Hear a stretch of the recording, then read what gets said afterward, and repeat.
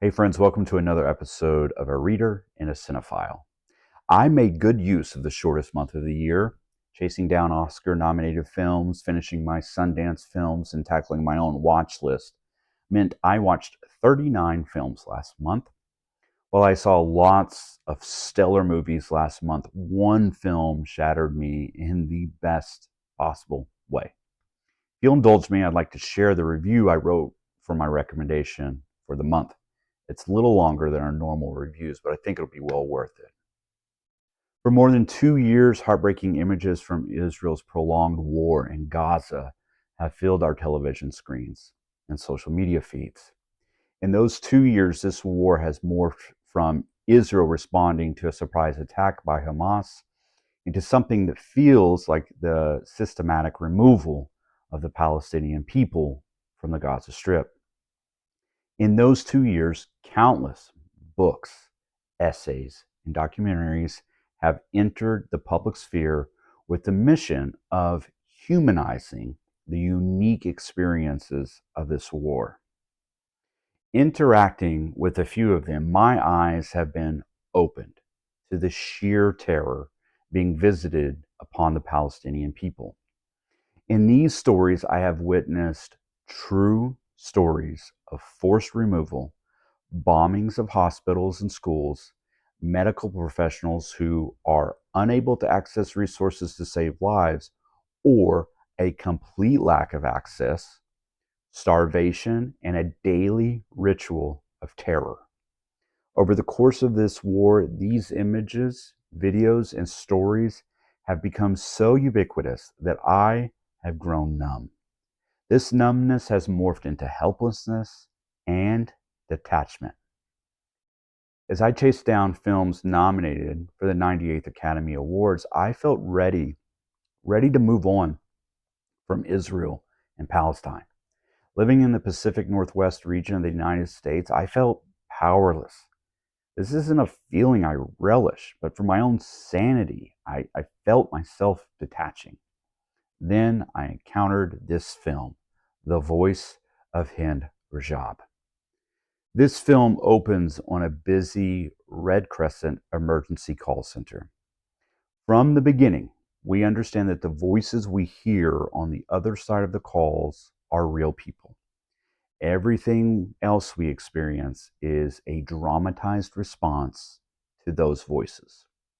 Within moments of learning that this film will be a blend of real life and drama, text messages and phone calls begin buzzing throughout the call center.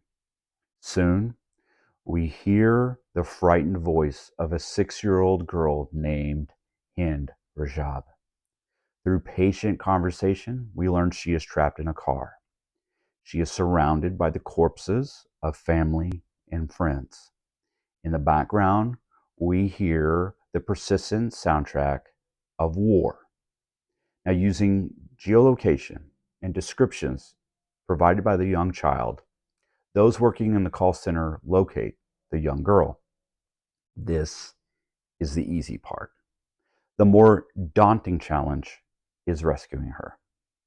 What happens next is a devastating bureaucratic battle of coordination and red tape. With each passing hour, tempers flare as those on the call and those responsible for coordinating rescues weigh all the potential outcomes of rescuing someone in the middle of a war zone. Now, much of this film takes place in a single location. Given that constraint, you might assume that there is a possible level of intensity that can't be pierced. But this could not be farther from the truth. Coordinating the rescue effort takes hours. With the passing of time, the little voice on the other end of the call grows more terrified. In this gap of time, we also learn more about her family, and the hell she has been through. As the hours pass and darkness grows, exhaustion consumes those in the call center. Eruptions between coworkers grow more constant, and there are countless moments when all hope feels lost. As you watch this fast moving human tragedy unfold, you might experience a thought similar to mine. Who will care for these caretakers? The heartbreak that they experience feels like trauma, and it feels too much for one set of shoulders to carry. As you wrestle with this thought, a sense of loss and disillusionment washes over the faces of every actor on screen. And then a glimmer of hope presents itself. After hours of begging for permission and seeking the best path forward, a plan to rescue little Hend is given a green light.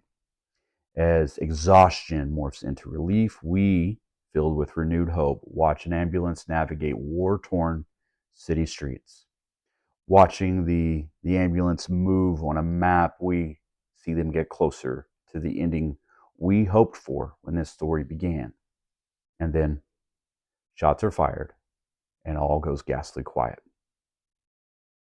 Now, I will not spoil what happens next.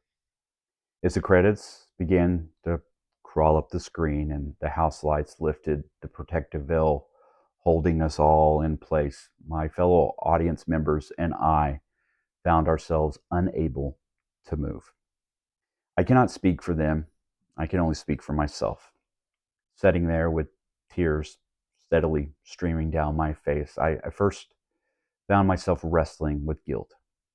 As an American, I know that it is our weapons and our money that have made this hell possible.